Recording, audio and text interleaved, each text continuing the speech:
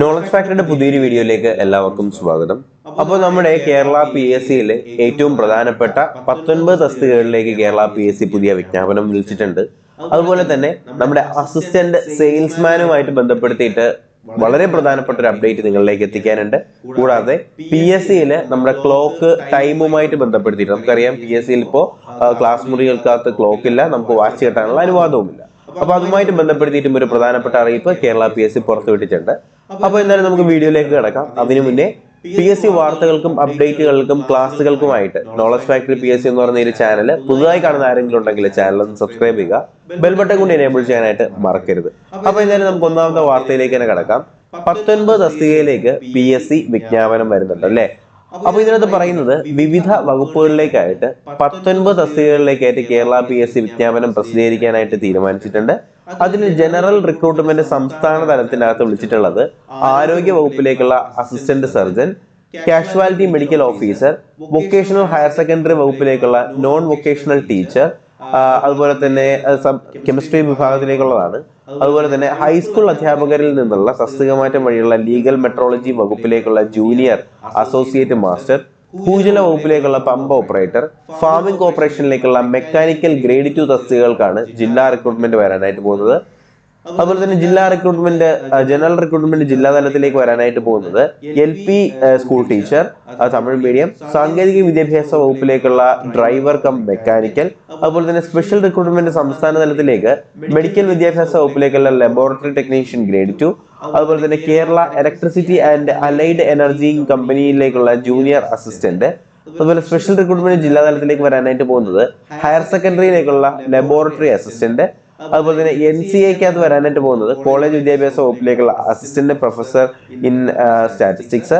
അതുപോലെ തന്നെ school teacher, അതുപോലെ ശിശു വികസന വകുപ്പിലേക്കുള്ള കെയർ ടേക്കർ.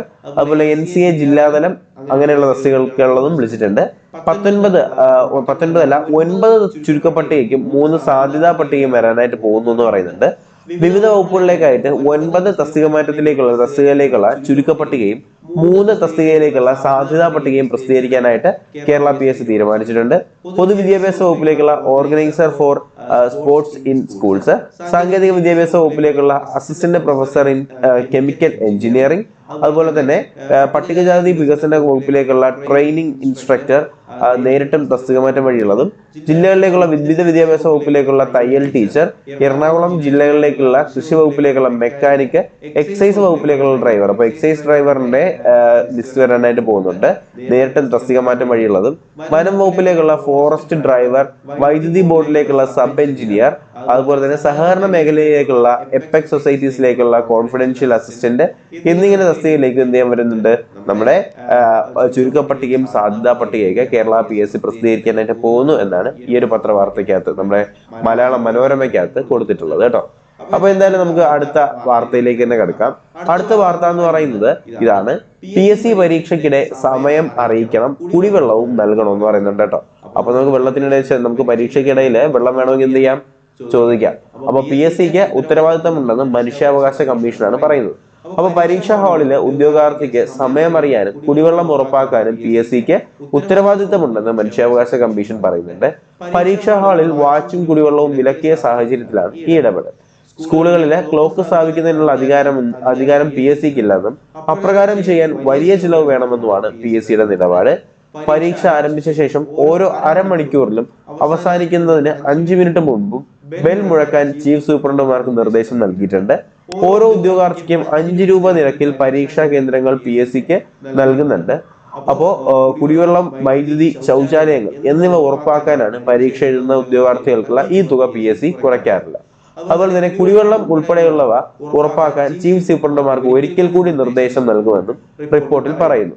വാച്ചുകൾ ദുരുപയോഗം ചെയ്യാൻ സാധ്യതയുള്ളതിനാൽ പരീക്ഷാ ഹാളിൽ അവ അനുവദിക്കണമെന്ന് പറയാനാവില്ലെന്ന് കമ്മീഷൻ അധികൃതർ പറയുന്നുണ്ട്. അപ്പോൾ പരീക്ഷാ സമയം ക്രമീകരിക്കുന്നതിനായിട്ട് ബെൽ സംവിധാനം താല്പര്യമില്ല, ഹാളിൽ ക്ലോക്ക് സ്ഥാപിക്കുന്നതാണ് ഉചിതമെന്നും പറയുന്നുണ്ട്.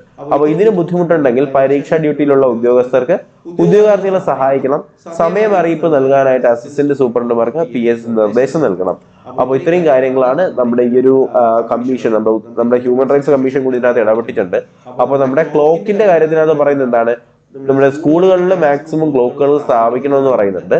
അപ്പോൾ PSCക്ക് ക്ലോക്ക് വയ്ക്കാനായിട്ട് കഴിയില്ല, അത് അധിക ചെലവാണെന്നാണ് അവർ പറയുന്നത്. കൂടാതെ കയ്യിൽ വാച്ച് കിട്ടാനും പറ്റത്തില്ല. കാര്യം ഇപ്പോഴത്തെ വാച്ചുകളെല്ലാം സ്മാർട്ട് വാച്ചുകളാണ്, ദുരുപയോഗം ചെയ്യാനുള്ള ചാൻസ് അധികമാണ്.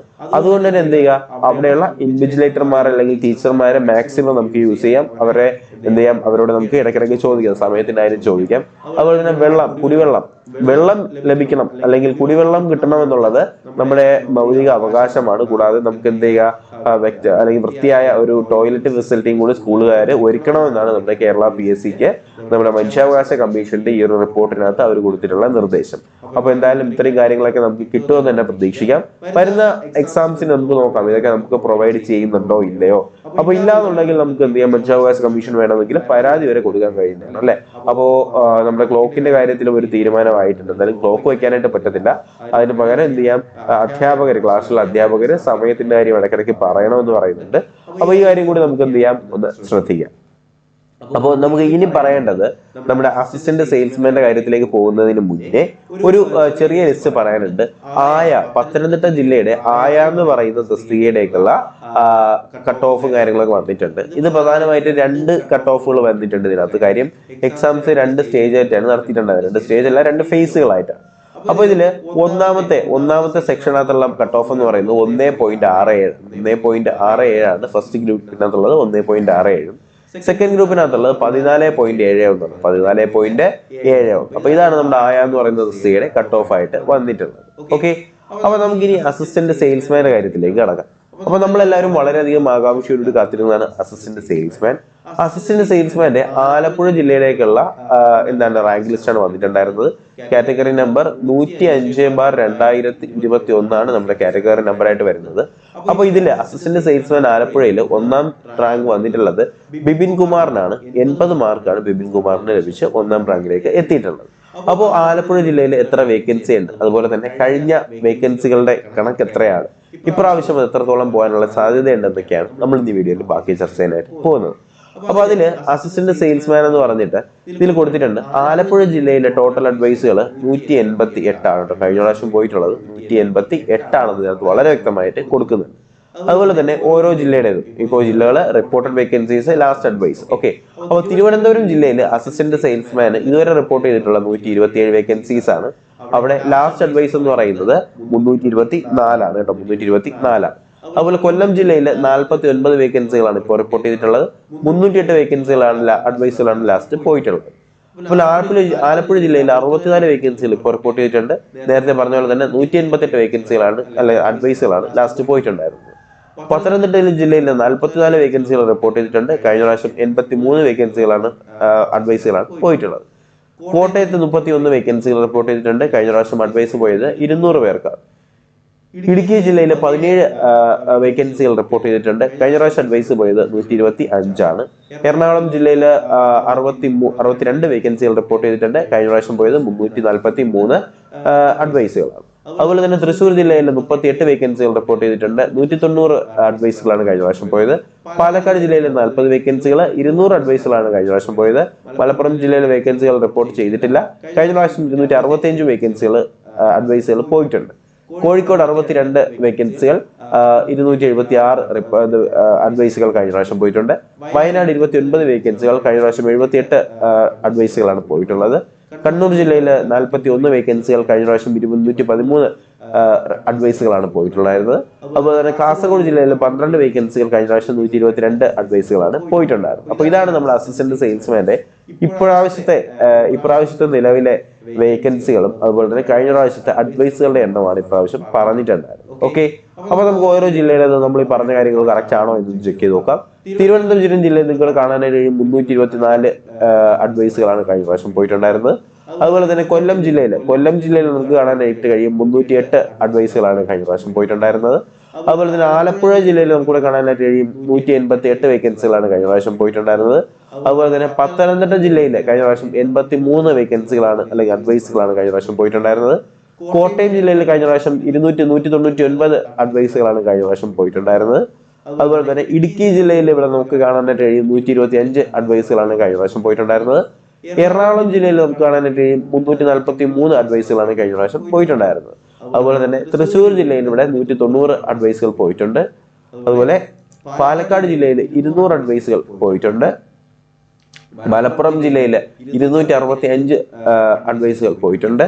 കോഴിക്കോട് ജില്ലയിൽ 276 അഡ്വൈസുകളും പോയിട്ടുണ്ട്. ഓക്കെ, അതുപോലെ വയനാട് ജില്ലയിൽ നോക്കിയാലായിട്ട് 78 അഡ്വൈസുകളാണ് കഴിഞ്ഞ പ്രാവശ്യം പോയിട്ടുള്ളത്. അതുപോലെ തന്നെ കണ്ണൂർ ജില്ലയിൽ 213 അഡ്വൈസുകൾ പോയിട്ടുണ്ടായിരുന്നു. അതുപോലെ കാസർഗോഡ് ജില്ലയിൽ 122 അഡ്വൈസുകളാണ് പോയിട്ടുണ്ട്. ഓക്കെ, അപ്പോൾ ഇത്രയാണ് നമ്മുടെ കേരള PSCയിലെ അസിസ്റ്റന്റ് സെയിൽസ്മാനുമായിട്ട് ബന്ധപ്പെടുത്തിയിട്ടുള്ള നമ്മുടെ ഏറ്റവും പ്രധാനപ്പെട്ട അറിയിപ്പുകളും അതുപോലെ തന്നെ വേക്കൻസികളുടെ കാര്യവുമായിട്ട് പറയുന്നു. ഓക്കെ, അപ്പോൾ നമ്മളിപ്പോൾ പറഞ്ഞ കാര്യങ്ങളൊക്കെ നിങ്ങൾ എന്ത് ചെയ്യുക, ഒന്ന് ശ്രദ്ധിക്കുക. അതുപോലെ തന്നെ അടുത്ത പരീക്ഷയ്ക്ക് പോകുമ്പോൾ നിങ്ങൾക്ക് വെള്ളവും അതുപോലെ തന്നെ ടൈമിന്റെ കാര്യത്തിലൊക്കെ അവിടുത്തെ അധ്യാപകർ നിങ്ങളെ സഹായിക്കുന്നുണ്ടോ എന്നുള്ള കാര്യം കൂടി നിങ്ങളൊന്ന് ശ്രദ്ധിക്കുക. ഓക്കെ, അപ്പോൾ ഈ ഒരു അറിയിപ്പ് നിങ്ങളുടെ സുഹൃത്തുക്കളിലേക്ക് കൂടി എത്തിക്കുന്നതിനായിട്ട് ഈ വീഡിയോ നിങ്ങൾ ഇപ്പോൾ തന്നെ എന്ത് ചെയ്യുക, ഒന്ന് ഷെയർ ചെയ്ത് കൊടുക്കുക. അതുപോലെ തന്നെ നമ്മുടെ ലൈവ് ക്ലാസ്സുകൾ ഇന്നലെയും ഇന്നുമായിട്ട് ഇല്ലായിരുന്നു. അതിന്റെ കാരണം നിങ്ങൾക്ക് എൻ്റെ ഫേസ് കണ്ടാലും നിങ്ങൾക്ക് എൻ്റെ സൗണ്ട് കേട്ടാലും മനസ്സിലാവും. നല്ല പനി ഉണ്ടായിരുന്നു, നല്ല പനിയും നല്ല ജലദോഷമാണ്. ഇത്രയും ലോങ് ആയിട്ട് സംസാരിക്കാനൊന്നും പറ്റിയൊരു സിറ്റുവേഷനിലായിരുന്നില്ല. അതുപോലെ തന്നെ നമുക്ക് യൂട്യൂബിന്റെ ഭാഗത്ത് നിന്ന് ചെറിയൊരു പണി കിട്ടിയിട്ടുണ്ടായിരുന്നു. കാര്യം എങ്ങനെയോ റീയൂസ്ഡ് കണ്ടന്റ് എന്ന് പറഞ്ഞിട്ട് നമ്മുടെ വീഡിയോയ്ക്ക് കോപ്പിറൈറ്റ് പോയിട്ടുണ്ട്. പക്ഷെ നമ്മുടെ ചാനലിൽ ഇടുന്ന വീഡിയോസൊക്കെ നമ്മളുണ്ടാക്കുന്ന വീഡിയോസിനപ്പുറം അതിനകത്ത് വേറെ വീഡിയോസ് ഒന്നും വരാറില്ലാത്ത, പക്ഷെ എങ്ങനെയോ റീയൂസ്ഡ് കണ്ടന്റ് എന്ന് പറയുന്നൊരു സാധനം കിട്ടി. നമ്മുടെ മോണിറ്റൈസേഷൻ കട്ടായി എന്ന് പറയുമ്പോൾ ഇനി കാശ് കിട്ടത്തില്ല. അപ്പോൾ ഒരു പർട്ടിക്കുലർ പീരീഡ് ഓഫ് ടൈം വരെ നമുക്കിനി കാശ് കിട്ടത്തില്ല. അപ്പോൾ അതിൻ്റെ എല്ലാം കൂടിയുള്ള ഒരു പ്രശ്നവും അതുപോലെ എൻ്റെ ഫിസിക്കലായിട്ടുള്ള ഇഷ്യൂസ് എല്ലാം കാരണം മൊത്തത്തിൽ പണിയിട്ട് ഇരിക്കുകയാണ്. അപ്പോൾ എന്തായാലും നമുക്ക് എത്രയും വേഗം തന്നെ നമ്മുടെ ലൈവ് ക്ലാസ്സുകൾ സ്റ്റാർട്ട് ചെയ്യാം. അപ്പോൾ ഞാൻ ഈ പറഞ്ഞ പോലെ തന്നെ ഈ വീഡിയോ നിങ്ങൾക്ക് ഫലപ്രദമായി ഇഷ്ടപ്പെട്ടു ഉപകാരപ്പെട്ടു എന്നുണ്ടെങ്കിൽ വീഡിയോ ഒന്ന് ലൈക്ക് ചെയ്യുക, ചാനൽ സബ്സ്ക്രൈബ് ചെയ്യുക, നിങ്ങളുടെ സുഹൃത്തുക്കളിലേക്ക് കൂടി ഈ ഒരു വീഡിയോ എത്തിച്ചു കൊടുക്കുക. അപ്പോൾ പുതിയൊരു വീഡിയോ ക്ലാസ്സൊക്കെ നമുക്ക് ഉടനെ കാണാം. അതുവരേക്കും എല്ലാവർക്കും ബൈ ബൈ, ടേക്ക് കെയർ.